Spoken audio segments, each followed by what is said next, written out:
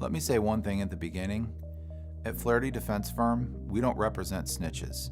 So if your plan to get out of trouble is to get other people in trouble, call somebody else because we're not going to help you do that. Now that we've gotten that out of the way, let's talk about how we can help you. In the state of Florida, possession of marijuana is still illegal. There's a very small exception for medicinal use, but other than that, it's still illegal. In Florida, possession of marijuana can either be a felony or a misdemeanor, and it depends on the amount that you were found with. If the amount was less than 20 grams, it's a misdemeanor. If the amount was over 20 grams, it's going to be charged as a third-degree felony with a potential sentence of up to 5 years in prison. Marijuana cases are cases that we take very personally and that we're very passionate about.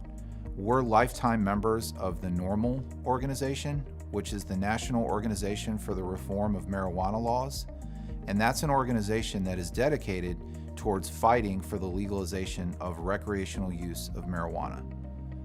But we also have to live in the world that we live in, and right now it's still illegal. So possession of marijuana under 20 grams is a first-degree misdemeanor, and what that means is it's punishable by up to 12 months of probation, 1 year in jail, and a $1,000 fine. It's also punishable by up to a 1-year suspension of your driver's license. So even for a smaller amount of marijuana that's charged as a misdemeanor, it's important that you get the right result that protects your future. Some options that we have to resolve a misdemeanor marijuana case include things like pretrial diversion.